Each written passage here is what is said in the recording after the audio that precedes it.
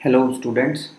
तो आज का जो हमारी क्लास होने वाली है वह जो होगी वो उसके आगे के टॉपिक्स हम चर्चा करेंगे। तो लास्ट क्लास में हम लोगों ने स्ट्रेस स्ट्रेन कर्व देखा और आज जो हमको पढ़ना है वह है impact testing. Impact testing. Now impact से आप क्या समझ रहे हैं? तो यदि मैं बात करूं कि हमारे जो बॉडी है, सपोज कोई भी धातु है, उसका कोई भाग है, वह अचानक क्या हो जाता है, वलित हो जाता है। वलित होना मतलब बेंड होना, घट जाना। तो वो क्या होगा, वो वहाँ से सपोज ये मेटल का कोई पीस है, ये कहीं से क्या हो जा रहा है, बेंड हो जा रहा है। तो वो वहाँ से क्या हो जाएगा, सपोज इस एंड से वो बेंड हो गया तो वो वहाँ से टूट जाएगा, विफल हो जाएगा। और फिर वो कैसा दिखने लगेगा, कुछ इस तरीके से आपको देखने को मिलेगा। तो ऐसे सिचुएशन में, ऐसे केस में हम क्या बोलते हैं कि जो मेटल है वह, उसकी जो क्षमता है, उसकी जो स्ट्रेंथ है, कैपेसिटी है, उसको हम क्या करेंगे, उसको हम मेज़र करेंगे। तो उसको जो मेज़र करना है, उसके जो स्ट्रेंथ को मेज़र करना है वो कैसे करेंगे? तो उसके लिए हमारे पास दो टाइप का टेस्ट होता है। तो impact testing is of two types. One is Izod test, Izod impact test, and second one is Charpy test. Charpy impact test. Okay, तो ये दो टाइप की आपको टेस्टिंग वहाँ मिलेगी। नाउ इम्पैक्ट को जो हम नापेंगे या जिस मशीन से हम नापेंगे उस मशीन का भी कुछ नाम होगा। तो ऑफ कोर्स उस मशीन का जो नाम होगा वो होगा impact testing machine. Impact testing machine. Now अब यहाँ से हमारा जो इम्पोर्टेंट पॉइंट है वह शुरू हो जाता है कि इम्पैक्ट टेस्टिंग मशीन क्या होती है और कैसे हम इसे देखेंगे। तो चलिए अब हम लोग थोड़ा सा इसके बारे में बात करें। मान लीजिए कि आपके पास कोई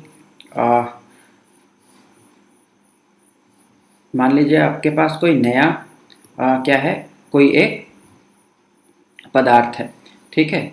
तो कोई नया धातु है मान लो, तो उसकी जो टक्कर होगी, अधिकतम जो टक्कर होगी वो कितनी होगी और कितना वो क्या कर पाएगा, अपने आप को सस्टेन कर पाएगा, ये देखने के लिए हम क्या करेंगे, उस पर इम्पैक्ट टेस्टिंग करेंगे, ठीक है। और इस मशीन का वहाँ उपयोग किया जाता है। तो आप लोगों के लिए एक डायग्राम मैं दिखा रहा हूँ, ये शायद सभी को दिख रहा होगा। तो ये जो डायग्राम है, ये जो हमारा जो डायग्राम है, इसे हम बोलते हैं इम्पैक्ट टेस्टिंग मशीन। ये जो है हमारा, ये है इम्पैक्ट टेस्टिंग मशीन। नाउ इसमें होगा क्या? तो इसमें क्या होगा, उसके लिए हमें एक चीज़ समझना पड़ेगा कि इसके जो जो पार्ट्स हैं उसको हमको एक बार थोड़ा सा देखना पड़ेगा। तो सबसे पहले आप देखिए, यहाँ पर एक आपको एक पेंडुलम सा दिख रहा है, ये एक पेंडुलम सा दिख रहा है, ठीक है, इसे पेंडुलम ही बोलते हैं। और ये एक उसका स्ट्राइकिंग एज है। स्ट्राइकिंग एज का मतलब क्या है कि यहाँ इस वाले जो एज है, ये जो एज है, ये जा करके क्या होगा, यहाँ टकराएगा। और यहाँ पर हमारा क्या रखा हुआ है, ये जो आप देख रहे हैं ये है टेस्ट स्पेसिमेन। टेस्ट स्पेसिमेन का मतलब वो होता है कि जिसकी हमें टेस्टिंग करनी है। मान लीजिए ये जो टेस्ट स्पेसिमेन है, इसका मतलब ये हुआ कि हमको कौन से मटेरियल की टेस्टिंग करनी है, उसको हम कहाँ रखते हैं, यहाँ पर उसको रखेंगे। ये जो दिख रहा है ये आपका टेस्ट स्पेसिमेन है, ठीक है। यहाँ सपोर्ट के थ्रू से रखा जाता है और फंसा करके, ठीक है। और ये फाउंडेशन है जिसके ऊपर ये मशीन रखी गई है। अब और कुछ बात करें तो एक ये फ्रिक्शन पॉइंटर आप देख रहे हैं, फ्रिक्शन पॉइंटर। ये जो फ्रिक्शन पॉइंटर है ये यहाँ पर पॉइंट करेगा, ये स्केल लगा हुआ है, एक स्केल पर ये क्या करता है, पॉइंट करता है, ठीक है। ये मशीन का फ्रेमवर्क है, ये पूरा का पूरा मशीन जिसके ऊपर टिका हुआ है। टेस्ट स्पेसिमेन हमने देखा, तो और एक है एक्सिस ऑफ रोटेशन। ये जो एक्सिस ऑफ रोटेशन है, ये जो एक्सिस ऑफ रोटेशन है, ये जो है ये यहाँ पर का आपका क्या है, अक्ष है। अक्ष को दिखा रहा है जहाँ पर ये घूमेगा, ये पेंडुलम क्या करेगा, घूमेगा। तो चलिए देखते हैं कि इस मशीन में टेस्टिंग कैसे होती है और कौन कौन सा जो हमारा पार्ट्स है उसका क्या क्या काम है। तो सबसे पहले एक ये जो स्ट्राइकिंग एज है, यहाँ पर क्या लगा रहता है, एक हैमर लगा रहता है। हैमर आप सभी जानते हैं, हम हिंदी में उसे क्या बोलते हैं, हथौड़ा। तो एक हथौड़ा ऐसा लगा रहेगा और ये जा करके क्या करेगा, इस स्पेसिमेन को क्या करेगा, स्ट्राइक करेगा, टकराएगा, इससे इम्पैक्ट करेगा। इसीलिए इसका क्या नाम है, इम्पैक्ट टेस्टिंग मशीन। तो ये जो हैमर है इसे हम कुछ निश्चित ऊंचाई पर उठाते हैं। सपोज उस ऊंचाई को बोलते हैं एच, उस ऊंचाई को क्या बोलते हैं, एच। किसी हाइट पर उठाए और उस हथौड़े को जितना उठाया जाता है, ठीक है, इसको उठाएंगे तो उसमें क्या होगी, ऊर्जा संचित होगी, एनर्जी जो है वो एब्जॉर्ब करेगा, ठीक है। और उस ऊर्जा को इस स्केल पर क्या करेंगे, हम पढ़ेंगे। उस ऊर्जा को क्या किया जाता है, इस स्केल पर पढ़ा जाता है, ठीक। तो क्या होगा कि मशीन के एक जो एनविल है, एनविल का मतलब होता है कि ये जो आपका सपोर्ट्स वगैरह जो रखे हैं, ठीक है, तो वहाँ पर क्या होता है, वहाँ नमूने को रखा जाता है, स्पेसिमेन को वहाँ रखा जाता है, ये जो आप देख रहे हैं, ठीक है। तो यहाँ पर जो प्रतिदर्श, उसे हिंदी में बोलते हैं स्पेसिमेन को, तो प्रतिदर्श को जो रखा जाता है उसमें जब ये हथौड़ा इस दिशा पे आएगा, जब ये हथौड़ा बढ़ते हुए इस दिशा पे आएगा और यहाँ पर इसकी टक्कर होगी, तो इस टक्कर के बाद ये क्या होगा भाई, इस पे तो भार लगा हुआ है, ये तो भारी है, स्पेसिमेन से ये टकराया, टकरा करके क्या हो जाएगा, आगे बढ़ जाएगा और आगे बढ़ के कुछ दूरी तक ये वहाँ जाएगा। तो जितनी दूरी तक हथौड़ा जो है वो जाता है और वहाँ जा कर के वो क्या हो जाएगा, एक जगह स्थिर हो जाएगा, क्योंकि उसकी जो एनर्जी थी वो पूरी की पूरी वहाँ कंज्यूम हो गई, ऊर्जा जो है उसकी पूरी की पूरी वहाँ ख़त्म हो गई और वहाँ पर वो स्थिर हो जाएगा। और जहाँ पर ये स्थिर होगा तो फिर से हम क्या करेंगे, इस स्केल में उसे देखेंगे, इस स्केल में उसको नापते हैं, ठीक है। और नमूने को लगी जो ऊर्जा होगी, मान लीजिए इस नमूने को जो तोड़ने की जो ऊर्जा लग रही है, सपोज उसे हम क्या बोल रहे हैं, उसे हम बोल रहे हैं ई आर, रिजल्टेंट एनर्जी। इसका फॉर्मूला हो जाएगा E माइनस E1, जो कि हमारा क्या है, और रिजल्टेंट एनर्जी का फॉर्मूला है कि इतनी ऊर्जा जो है वह इस नमूने को लगी, ठीक है। जहाँ E क्या है, E जो है वो इस नमूने के यहाँ पर की पहली ऊर्जा है जब उसे इम्पैक्ट नहीं हुआ था, और E1 जो है वो बची हुई ऊर्जा है जब वो नमूना क्या हो गया था, यहाँ पर पहुँच गया था, इस पोजीशन पर आ गया था इम्पैक्ट होने के बाद में, ठीक है। तो ये जो पूरा का पूरा सेटअप था, ये जो हमारा इम्पैक्ट टेस्टिंग मशीन का जो सेटअप था, ये जो सेटअप है, इस सेटअप को आपको पहले तो अगर हम देखें तो इसमें क्या कर सकते हैं हम, पहले जो इसकी थ्योरी पार्ट है, ठीक, देखिए कोई भी क्वेश्चन को लिखने के लिए हमें उसे कुछ भागों में बांटना पड़ेगा। सबसे पहला जो है, सबसे पहले उसका क्या बना दीजिए आप, डायग्राम बना दीजिए सबसे पहले। दूसरे में उसका क्या बनाएंगे, डायग्राम में जो बने हैं तो उसमें उसके पार्ट्स को लिख दीजिए, कौन कौन से पार्ट्स हैं और उनका क्या क्या काम है। उसके बाद तीसरे में उसका लिखिए प्रिंसिपल। प्रिंसिपल का मतलब होता है सिद्धांत, किस सिद्धांत पर वह मशीन काम कर रही है। यदि कोई सिद्धांत नहीं है, जैसा कि अभी हमारे केस में है, तो वहाँ पर उसकी लिख दीजिए वर्किंग। वर्किंग किसको बोलते हैं हम, कार्य प्रणाली को, कैसे वह कार्य करता है। और पांचवा जो इसका एप्लीकेशन, मतलब इसे कहाँ कहाँ यूज़ किया जा सकता है, इसका प्रयोग कहाँ कहाँ होता है। तो अगर हम ये 5 हेडिंग में अपने आंसर को लिखेंगे तो हमारा जो चेकर पे एक प्रभाव है वो बहुत अच्छा पड़ता है, ठीक है। तो आप लोग ट्राई करेंगे कि कभी भी आंसर को लिखें तो इन 5 हेडिंग पर डायग्राम बनाएं सबसे पहले, फिर उसके पार्ट्स को लिखें, फिर प्रिंसिपल सिद्धांत को, वर्किंग को और एप्लीकेशन को। इन 5 हेडिंग्स पर ही आप अपने आंसर को लिखें।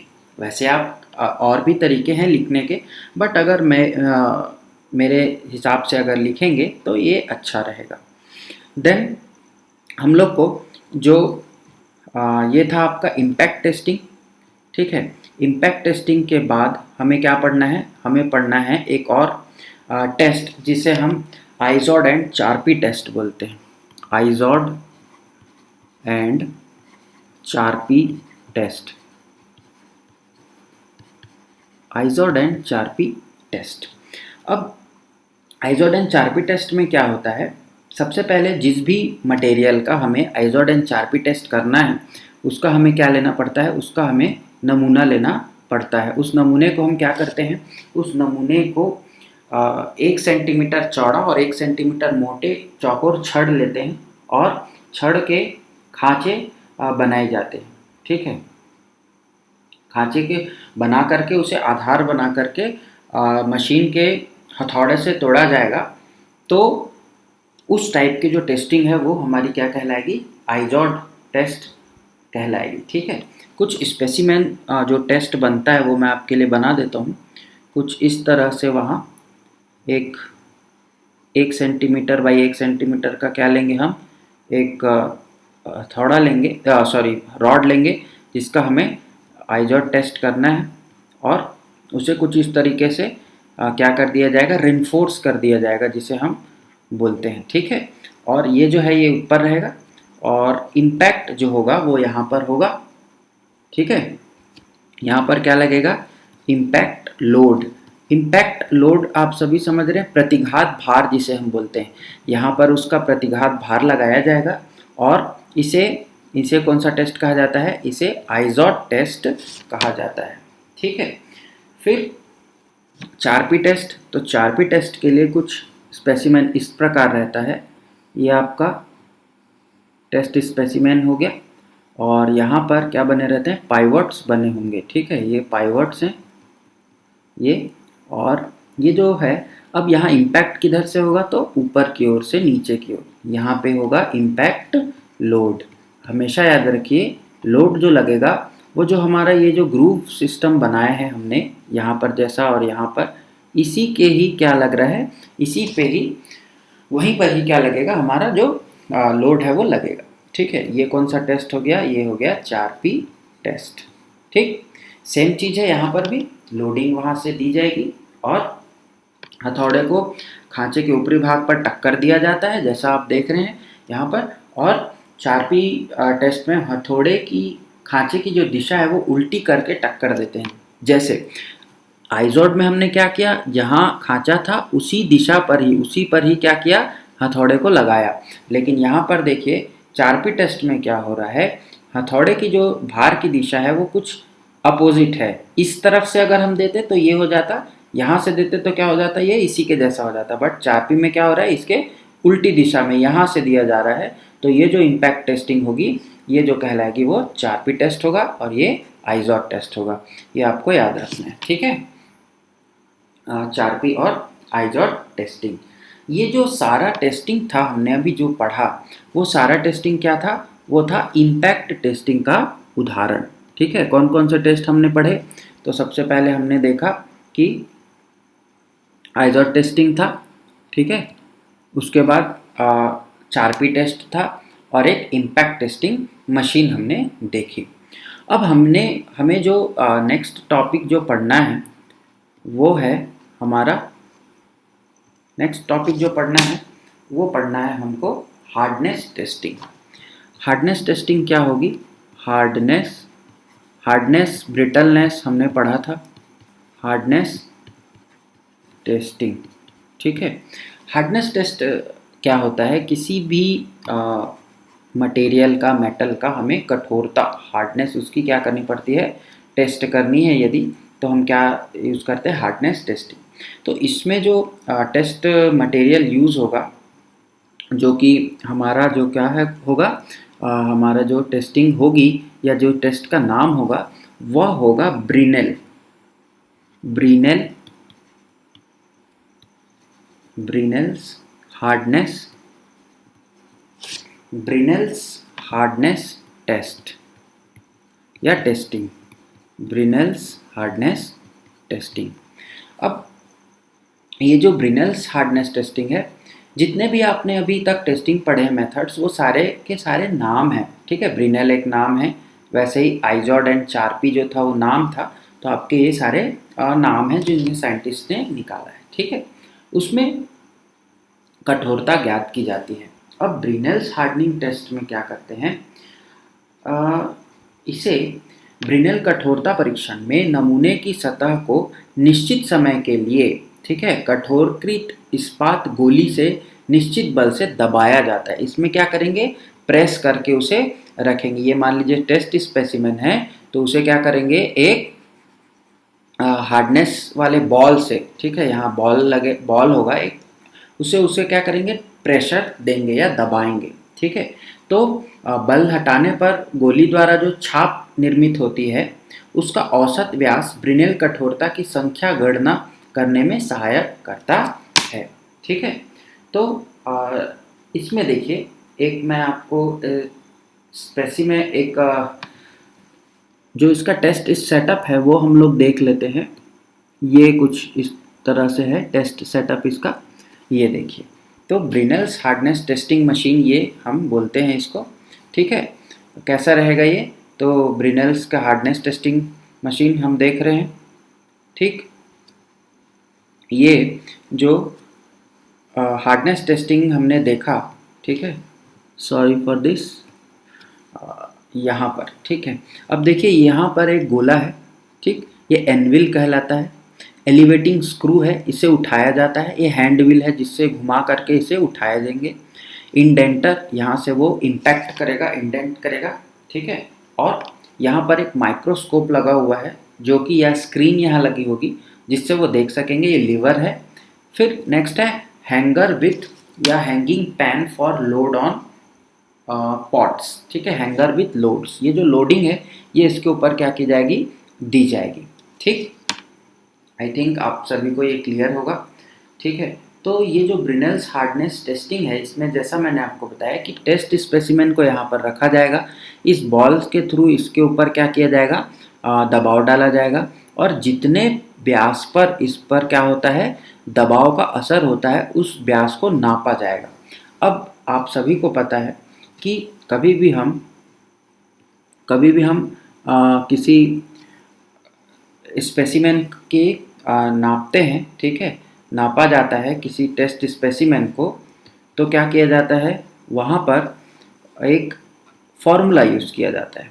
अब वो फॉर्मूले के लिए हम क्या करेंगे, तो वो फॉर्मूला जो होगा वो होगा, यहाँ मैं लिख देता हूँ आप लोग के लिए, ब्रिनेल्स हार्डनेस नंबर। एक नंबर आएगा, इस नंबर का फॉर्मूला क्या होगा, तो 2p upon pi D in bracket d minus root over d square minus small d square.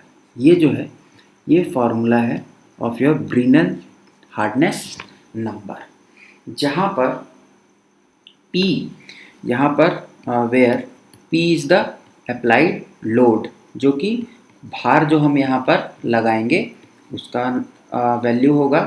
Then d, capital D is the ball dia, ball का जो dia है, बॉल का जो व्यास है। और d जो है, स्मॉल d जो है, यहाँ मैं लिख देता हूँ, small d is equals to indenter dia. Indenter dia, indenter हमने देखा था, ये उसका क्या है, व्यास है। तो ब्रिनेल्स हार्डनेस नंबर निकालने का ये जो फॉर्मूला है, इसी फॉर्मूले का यूज़ करके हम क्या करेंगे, वहाँ पर संख्या निकालेंगे, ठीक है। तो ब्रिनेल्स हार्डनेस टेस्टिंग शायद हमें क्लियर होगा।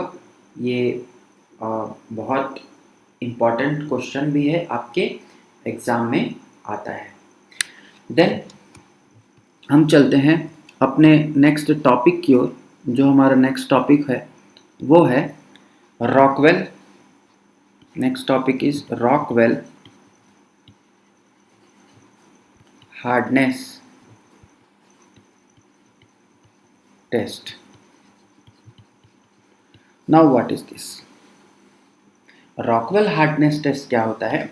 इस परीक्षण में, इस टेस्टिंग में कुछ स्वेच्छापूर्ण मतलब अपने मन से क्या की जाती है, परिस्थितियाँ ले ली जाती हैं और निश्चित की गई परिस्थितियों में और आर्बिट्री स्केल मतलब स्वच्छ पैमाने के अनुसार क्या किया जाता है, उसमें एक